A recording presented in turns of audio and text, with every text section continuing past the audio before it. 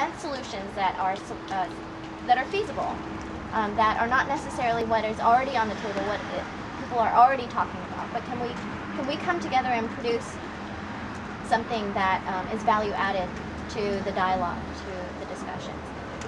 So this year I really wanted to focus on getting some long-term support.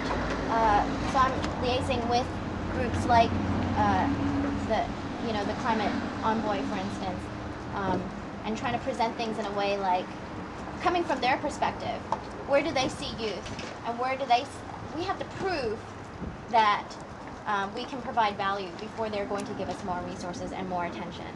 So I'd really like to use this next couple of weeks to prove that we can provide value and get more support in the future, and hopefully long-term collaborations. And to what Kevin said about the small group discussions, I completely agree, and that the small group discussions was actually where the magic happened and where the discussions were more meaningful. And that's what I'm hoping to do every other day. Like I kept saying we have to commit to at least meet every other day, and that for me meant these small group discussions that I was hoping would be more meaningful, and you kind of actually get to do things. I'm taking notes. Yeah. So the next thing I had on does anybody have any questions or comments? Yeah.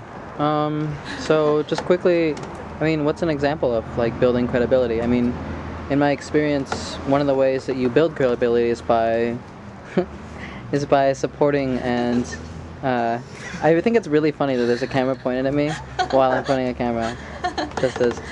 Anyway, I think one of the best ways to build credibility is to, support different initiatives or criticize different initiatives. I mean, other than releasing media that shows that we're doing things like this, building support, I'm not sure how you would build the credibility. Well, this is just an idea that I had, was that if I could secure a meeting with Jonathan Pershing, for instance, and it came off to him as a very positive meeting,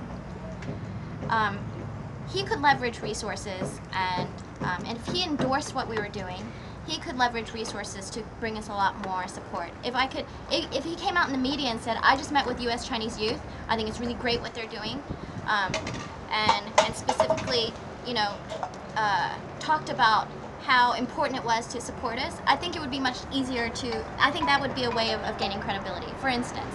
But before we go to him, before we sit down with him, I think in order for that meeting to be very successful, we actually need to come from a perspective of educating ourselves about what is important to him and to what is important in the negotiations. Don't go in and sound like you have no idea what's going on. Our delegation is planning on targeting our leaders, and not all of the messages that we'll be using are going to be about positive collaboration. Some of them are going to be a little bit more aggressive. That's the way that we engage with our leaders. So it doesn't need to diminish what we're doing here, but I want to acknowledge it because it might come into play for things like meetings with Jonathan Pershing. Absolutely, and I hope that in the workshops we talk about that. The way that we engage with our leadership, I think, is very important to understand the differences in our culture, in our approaches, and what's effective in the different countries. I think it's a very important educational point to understand that. Sorry. Sure. I guess if I just also kind of to build off that, I think it would be important at some point soon to have a discussion about how we operate as, we're this core team for the U.S.-China Youth Climate Exchange, but then all of us are operating in separate entities, like Caroline just pointed out. So what does that mean? Is that putting restrictions or limitations what I as an individual can do maybe as an action for my own country apart from this? And so having those questions in mind, because I know... Or to throw out ideas that are completely irrelevant to what's necessarily in his mindset. Not saying that it's irrelevant at all, totally. But when you go into a meeting with somebody, you want it to be relevant to what they're concerned about. And so I wanted to focus a lot, again, on educating ourselves about what is relevant. What is relevant, so that when we secure some of the meetings with high-level media, we can also project a voice of credibility and kind of a long-term message that would build more. So if the media came out and said, I think that Jared and I can't remember who was quoted in the last Huffington Post, and Michael yeah, Davidson. that's right, he wasn't here. So I thought that was very good. It was a very, very good start because somebody said this year we're collaborating, and just the tone of it was very positive.